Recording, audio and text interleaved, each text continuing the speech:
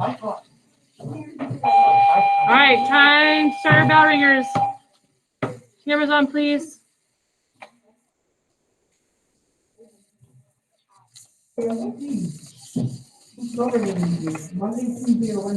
Wednesday. Today's Wednesday.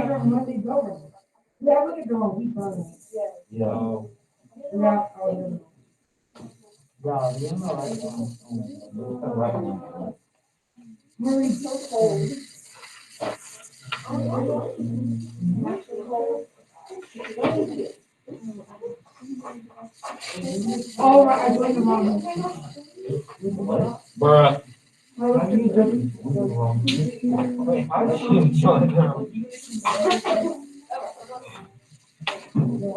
Make sure you're doing your bell ringer while I'm taking attendance.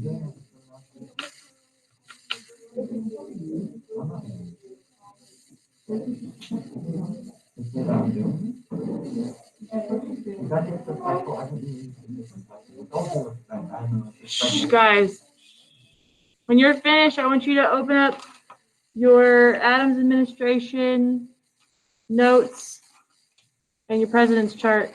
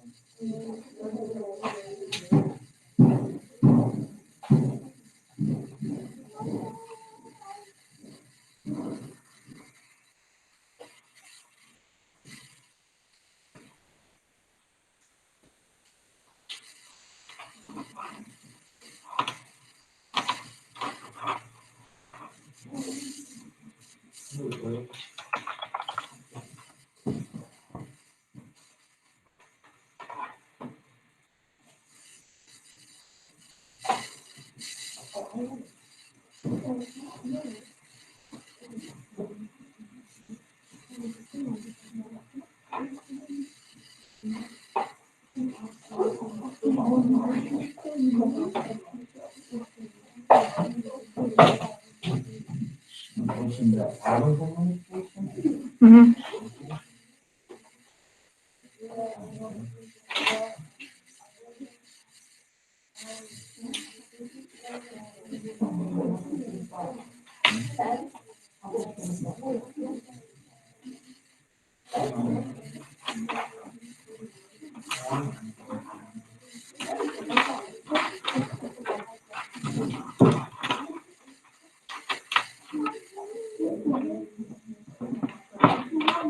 All right. Announcements. Next Tuesday, you have a reading DBA. Oh my gosh, calm down. You have a reading DBA. Sit down. Sit down. Okay. Reading DBA.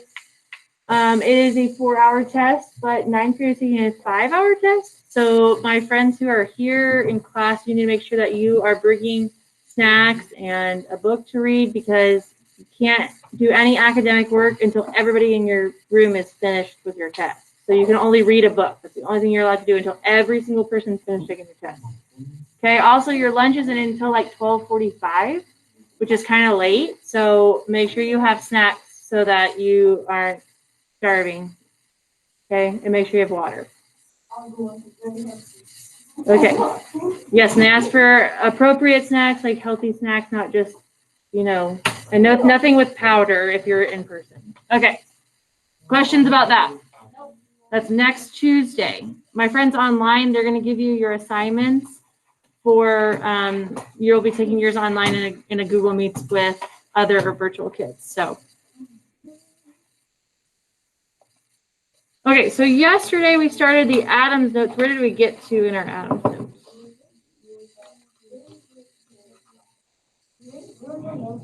We were going over it. Okay, let's finish.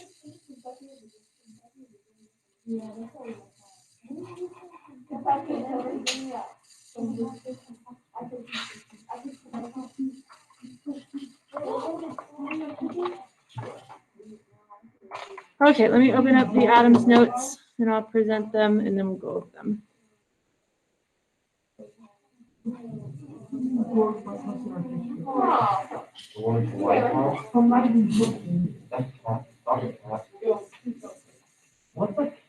Guys, All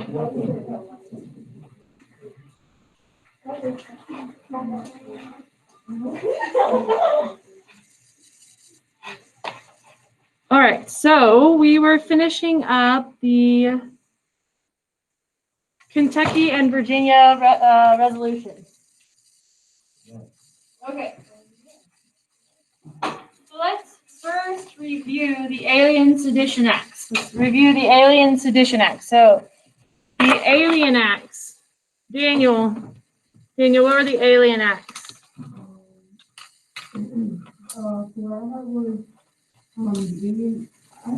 So I put they allowed for distribution and business of immigrants. Okay. But just any immigrants, or what? Was there more to it? I'm not sure. Someone help him. He just said the imprisonment of immigrants, but we're just imprisoning. No,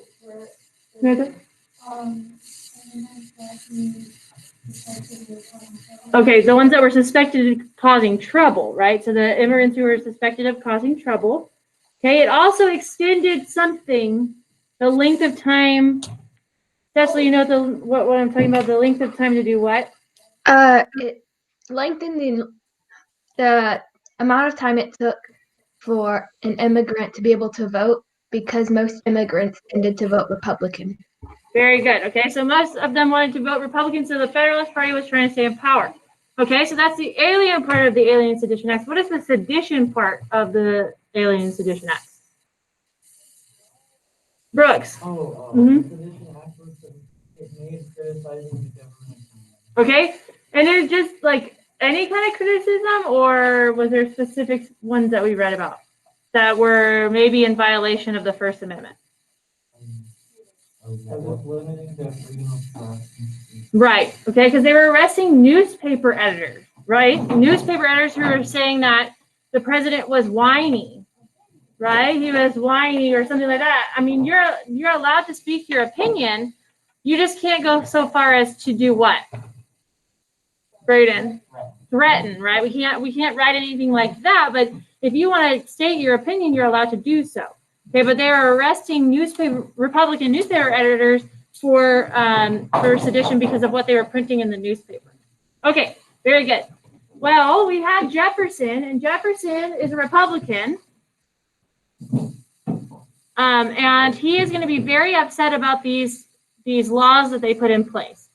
Okay, so he starts to go around, and him and Madison are going to write up these resolutions and send them to the states. Okay, and 2 of the states are going to accept these resolutions. But what are these resolutions asking the states to do, or telling the states they have the right to do?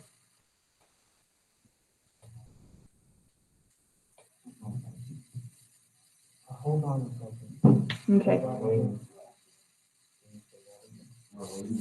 It's the one at the bottom here. The Jefferson tells the states they have the right to. No, there's a word that means to refuse to follow or to cancel. There it is, John. Good. Nullify. So they can nullify a federal law. They can nullify a federal law if the state feels that federal law does what? Goes against what? Braden?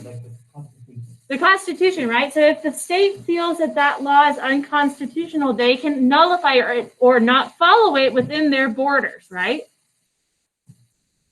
Okay.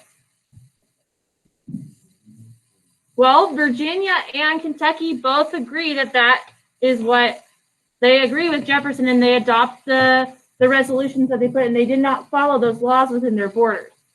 Okay? But this is going to bring up a bigger argument, a bigger issue. And what is that issue? The issue of the new national. It's eventually going to be one of the issues leading to the Civil War. So what? Sectionalism. No. Discrimination. States' rights. Very good. States' rights. Okay, so this argument raises the issue of states' rights. Does the state have the right to nullify a law within its own borders? No. That's the issue. That's the argument. I think I like it. I would.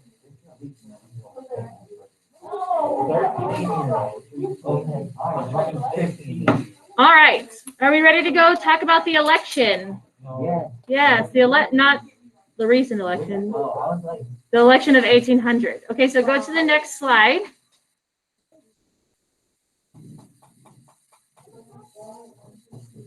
what happened?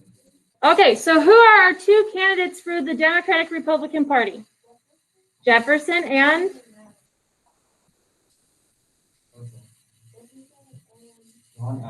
no, for the Democratic Republican Party, there are two candidates.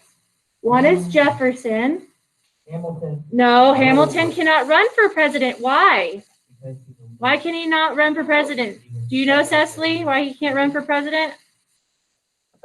He can't run for president because he was an immigrant. Very good. He was not born here, was not American born. Very good. So Hamilton cannot run. But the one who's running with Jefferson is the one who actually shoots Hamilton.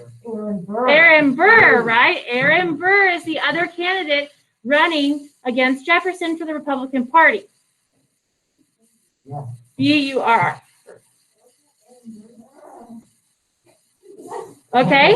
And so our Federalist candidates would be, one is running for re-election, so that would be John Adams.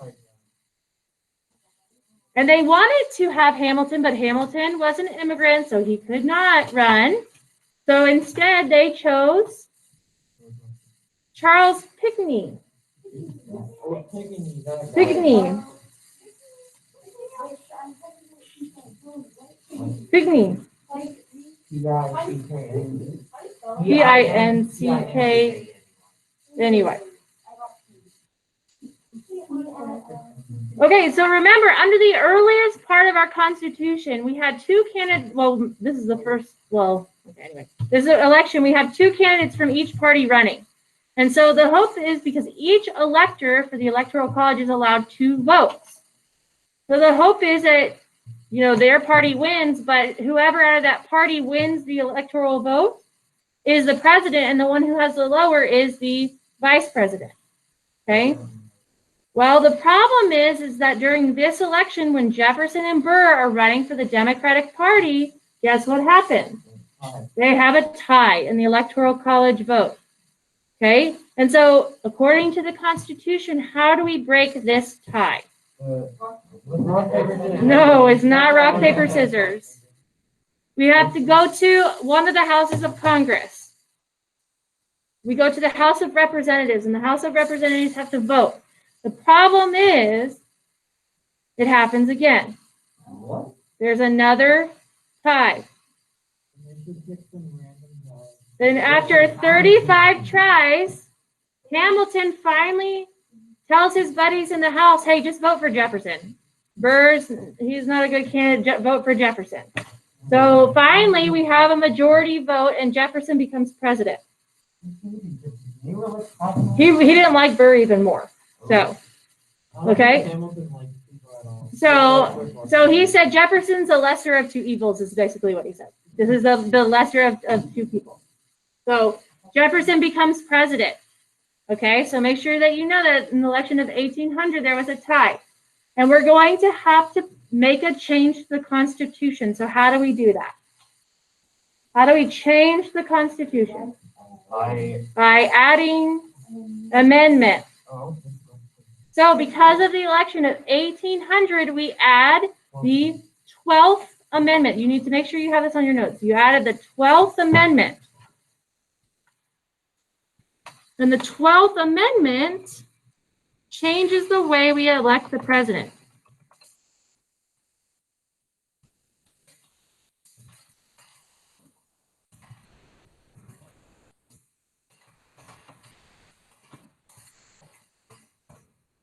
Okay, and so what the 12th Amendment basically says is that there will be a candidate for president and there will be a candidate for vice president.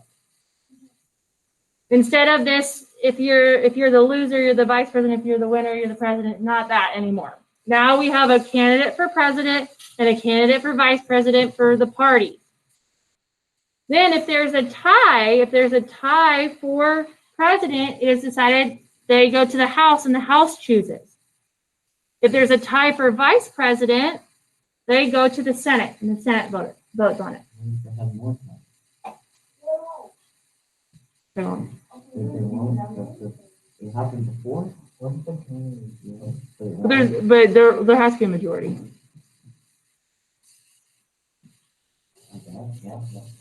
Good thinking. Should I should add an uneven number for majority?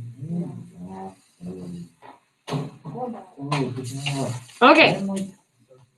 So now let's go to our president's chart. Don't worry about the last slide. Let's just go straight to our president's chart. Because it basically is the same thing on each. And then instead of doing double work, we're going to just go to the president's chart.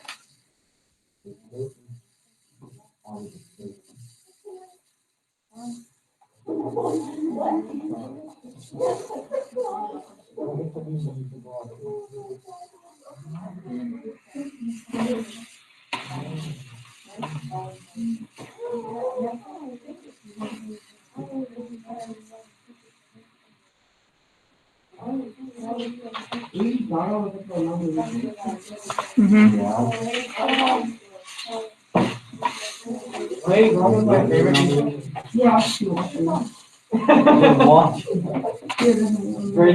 Okay, so we have our president's chart.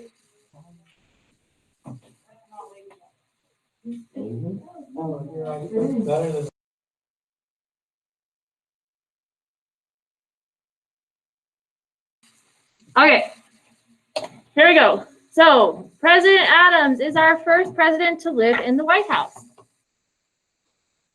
Because where did we move our capital? Not Virginia.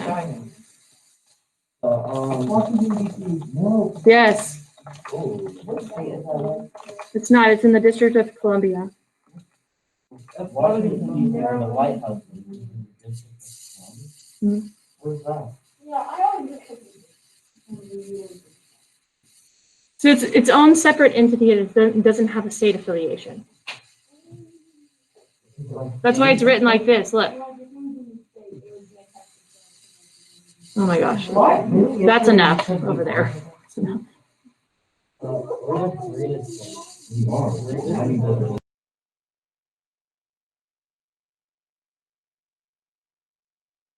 Not a problem. Okay.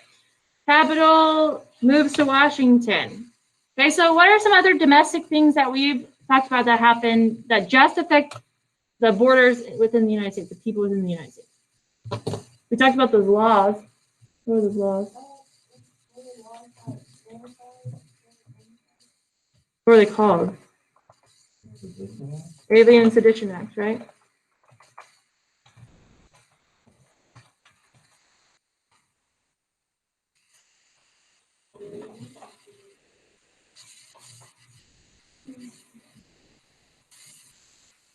Okay, and then because of these acts, we have the issue of states' rights, and can we nullify them within our borders, and what do we call those?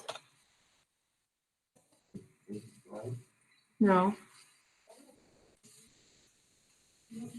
They were resolutions that we learned about that. Okay.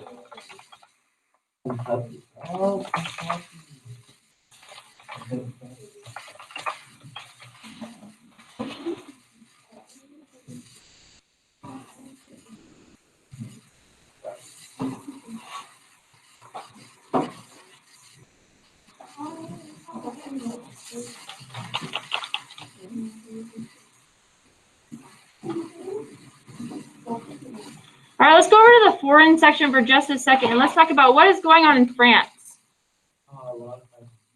France and who is fighting?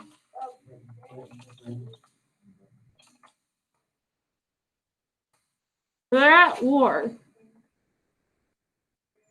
And then the French keep attacking our ships.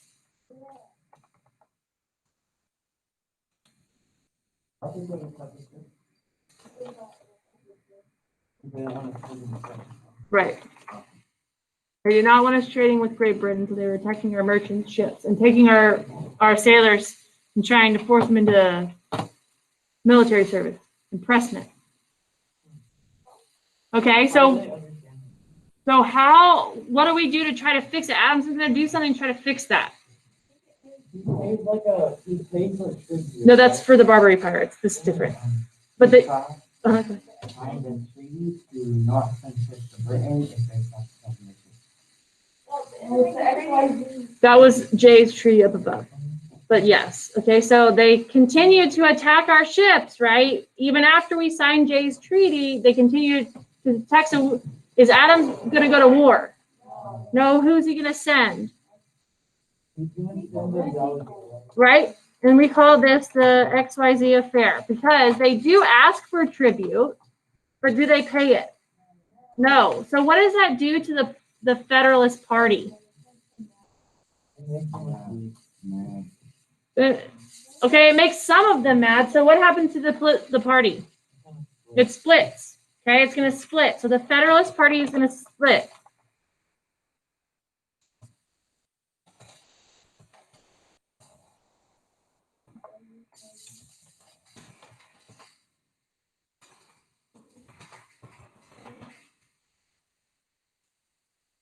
So because Adams doesn't want to go to war, even after the XYZ affair, the Federalist Party is going to split. Which is one of the reasons why the Federalist Party didn't win the election, right? Adams loses outright, and the Republican Party wins the election. The tie is between Jefferson and Burr, who are part of the same party. So it's just the way because they didn't have political parties when they wrote the Constitution. Right. Okay, so the next thing is the election of 1800.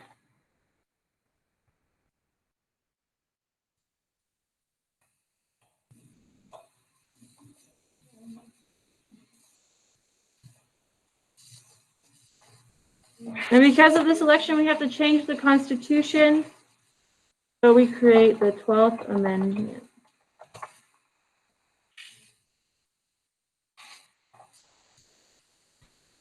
Which technically it's not actually ratified until Jefferson, but they create it and write it during Adams' administration. It's not ratified until 1804, which is after he leaves office. All right, so over here, I want you to write something because Washington does not have a party affiliation, but Adams does. So we're going to write that Adams is part of the Federalist Party. He's a Federalist.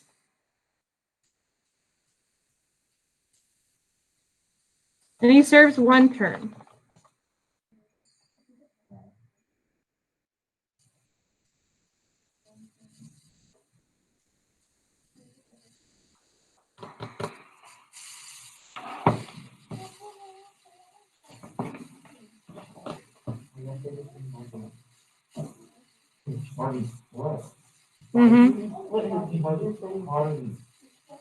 His political party, yeah.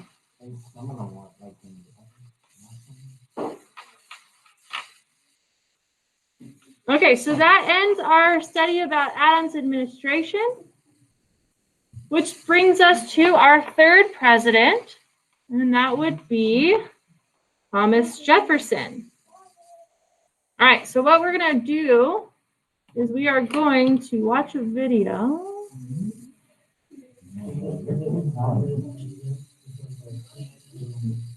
To introduce Jefferson, and then I'm going to give you time to work on your vocabulary, and then you'll have time to work on your Unit 10 learning goals that are due on Friday. Because we just finished out Adams, we'll have time to finish our learning goals, but I want to first introduce Jefferson so that you can work on learning goals and do your vocab. Oh, I gotta present this to my friends.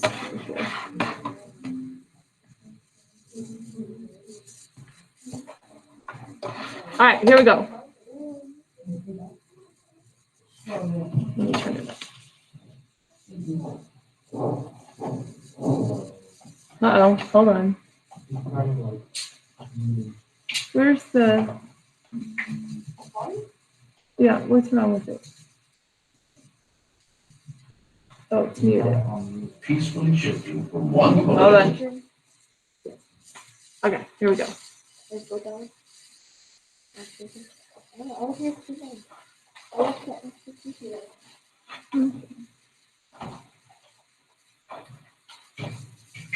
election of 1800 set two precedents in American history.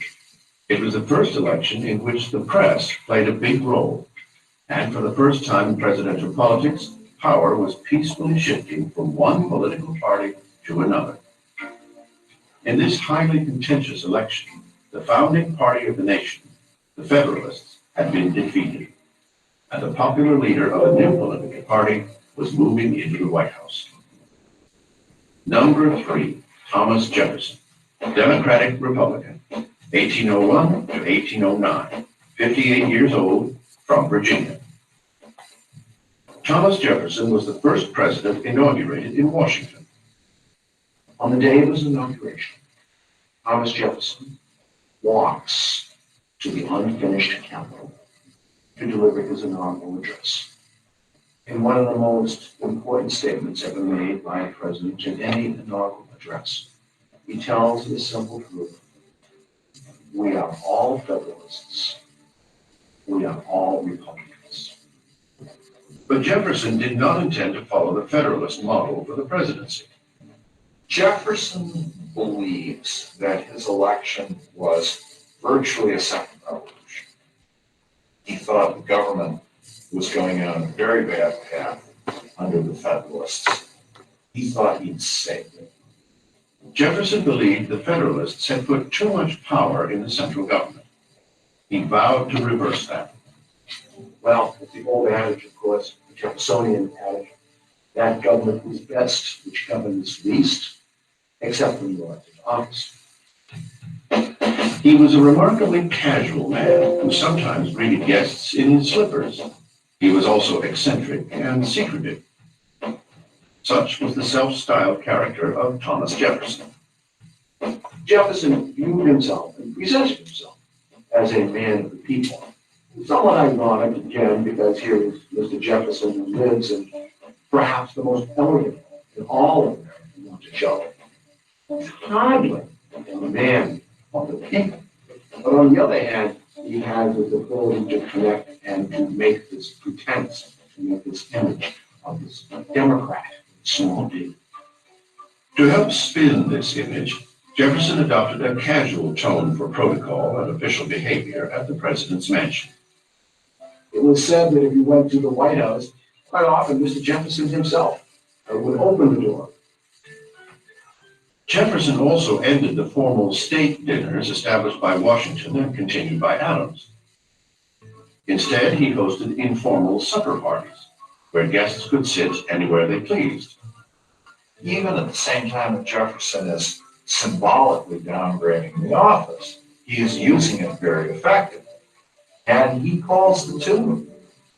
President Jefferson was a quiet but effective manager who preferred working in the privacy of his office than in the public eye. He does not give his annual messages to Congress as speeches in person. He doesn't do that. He sends them written messages instead. He did not like to give public addresses. He was not a good public speaker. He had a very, very soft voice, apparently. But he was definitely a brilliant and cunning politician. He is brilliant at using power in a way that people don't know that he's using. This was especially true with the press. Jefferson handled the press very, very well. He understood the importance of the press. The press, however, didn't always give him a free pass. In 1802, a tabloid writer of the day reported Jefferson's alleged affair with Sally Hemings, one of his slaves. He's mentioned by name by James Callender, and that's the first time Sally Hemings' name appears in the newspaper. Freud would have a field day with this. Sally Hemings is the half-sister of Martha Wales Jefferson, who was Jefferson's wife. She is the daughter of Martha's father and a slave woman. Jefferson skillfully managed the scandal by doing nothing. Thomas Jefferson never responded to any allegations, any accusations of his relationship with Sally Hemings or with anyone else. Jefferson simply ignored it. early spin control from a master politician. I mean, if more people could follow that prescription, people wouldn't get into the trouble that they get into by talking too much. Jefferson never talked about anything that he didn't want to talk about. The defining moment of Jefferson's presidency was his expansion of executive power to make the Louisiana Purchase the mega deal of the 19th century. It more than doubled the size of the United States, or a mere $15 billion. This is just a bargain. But he doesn't know whether it's constitutional for him to do this. In fact, he rather thinks it isn't. Had he been true to his principles, he never would have done it. Not only did he do it, but he used Alexander Hamilton's system of finance to fund it, a system he had publicly opposed for 15 years. In effect, Jefferson did a complete political 180. Because of this, the Federalists attacked him. They hammer him with this. The argument is, you are the one who's been worried about the federal government doing too much and taking on too much power. Well, here you've grabbed a third of the continent and you're proposing to rule it by military governors. Doesn't that look like big government to you? Ignoring his critics, Jefferson also authorized a secret exploration of the territory, the Lewis and Clark Expedition. It would eventually be regarded as an epic American adventure. But when Jefferson sent a secret message to Congress requesting money for the mission, his enemies screamed that it was an unconstitutional military foray. Well, Jefferson, a man supposedly loved small government, is a president who dramatically expands the power of the federal government. That, of course, is a tradition in our presidency. In 1804, Thomas Jefferson was overwhelmingly reelected. Yet he found little joy during his second term. Jefferson is a very sensitive man. He hates the criticism that he gets. And his second term becomes hell. He feels as if he's in prison. I think Jefferson's greatest shortcoming in office was his inability to deal with the rising international crisis. That crisis was the escalating war between England and France. Jefferson believed that America need not be involved with Europe, that somehow it was possible for us to ignore the world beyond us and to deal only with an interior America. The problem was American merchants were trading with England and France. That infuriated both sides. Acting impulsively, Jefferson issued the Embargo Act of 1807, stopping all trade with all foreign nations. What a foolish solution to a problem. Doesn't want to go to war with France, doesn't want to go to war with England. And so instead of making a decision, he says, okay, we're not going to trade with anybody. Well, this is not a statesmanlike decision, and it's disastrous for New England trade. The Embargo Act of 1807 was extremely controversial, and it really sank his second term. By 1808, Thomas Jefferson was tormented by migraine headaches. The presidency had aged him considerably. Jefferson came to hate the presidency so much that he left it off his gravestone. Yet his achievements remain unparalleled in American history. He took the oath of office intending to change the power of the presidency. And indeed, he did. Thomas Jefferson kept 2 bear cubs in the White House. They were given to him by Lewis and Clark and housed in cages on the South Lawn. Kind of sus. Okay. All right, so that's kind of an overview of Jefferson's presidency. We'll see as we go through and look at all the different events, foreign and domestic, that he actually flip-flops his political view because he wants to make the Louisiana Purchase, but it doesn't say in the Constitution that you can make the Louisiana, like you can't make a purchase. So he's using that, you know, elasticity clause that we learned about before when we were talking about the political parties to do so. Or does it say that in the Constitution? Isn't he a strict constitutionalist? Where he said, if it's not written here, I can't do it. That's what the Democratic Republican Party was founded on. So anyway, we will look at that more so tomorrow when we look at our Jefferson notes. But for now, I want you to finish up your Unit 10 learning goals. I will have an assignment on Friday where you will turn those in.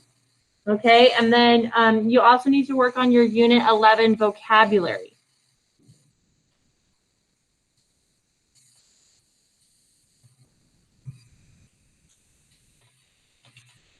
You have about 15 minutes for you to do all of that. Finish your learning goals and then work on issuing.